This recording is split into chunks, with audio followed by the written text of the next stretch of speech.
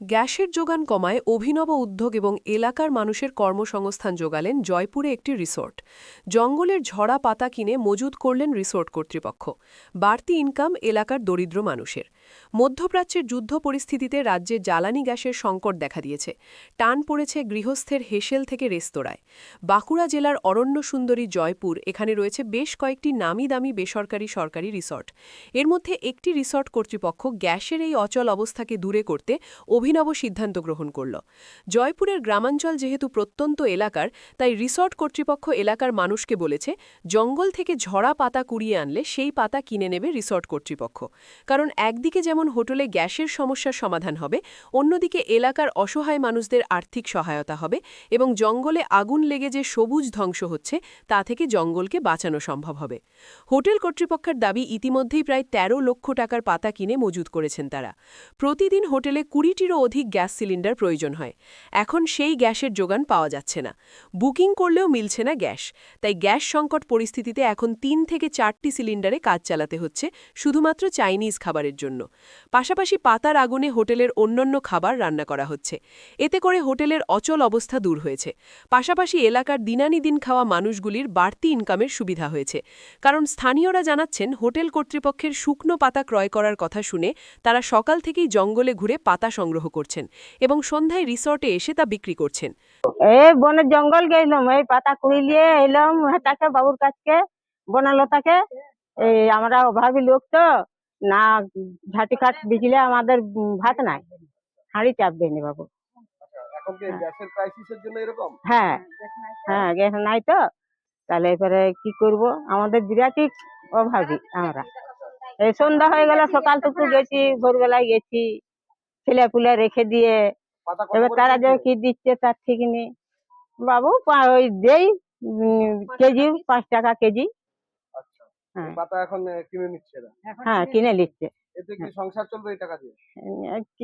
চলবে কি, আর চলেনি তো, না চললেও চলাতে হচ্ছে, আর কি মানে করবো কি বলো। বাড়তি ইনকাম হচ্ছে আপনাদের?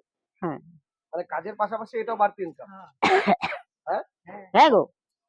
তোমার নাম? কোথায় এসছো? বনলতায় পাতা বিক্রি করতে এসছি।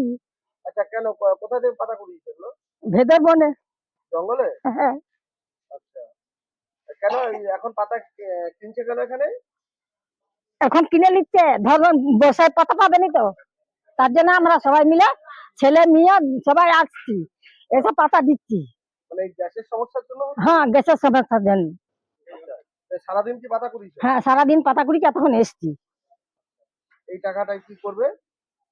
এই টাকা দিয়ে কি করবে? চাল আনবো, চাল কিনবো, ভাত রানবো, তবে যে ছেলেপুলা খেতে পাবে। এটা কি বাড়তি ইনকাম তোমাদের? হ্যাঁ, বাড়তি। কি কি ব্যবস্থা নিয়েছেন এখন? আমাদের তো প্রায় 10 দিন ধরে গ্যাস পাওয়া যাচ্ছে না, প্রায় 10 দিন। তার জন্য আমাদের কিছু পাতা আমরা এখানে জঙ্গলে এনেছিলাম, মানে কুড়িয়ে এনেছিলাম পাতাটা।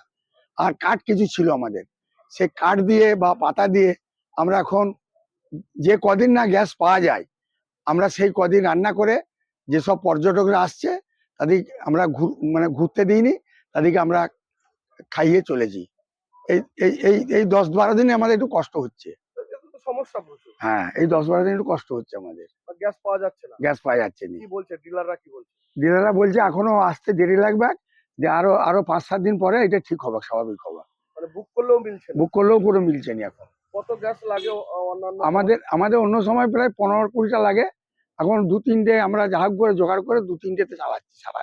মানে 2-3টে ওই চাইনিজ খাবার তো আমাদের শাল পাতাতে হয় না, ওটাকে এইটা করে চালাচ্ছি। 2-3টের বেশি আমরা কোথাও জোগাড় করতে পারছি না। এখন কি পাতার কাঠ? পাতার কাঠ দিয়ে আমরা চালাচ্ছি, আচ্ছা, এইভাবেই চলছে। এইভাবে চলছে আমরা। এবং আমাদের রসগোল্লাটাও করছি পাতাতে, রসগোল্লা, দুধ গরম সব পাতাতেই করছি।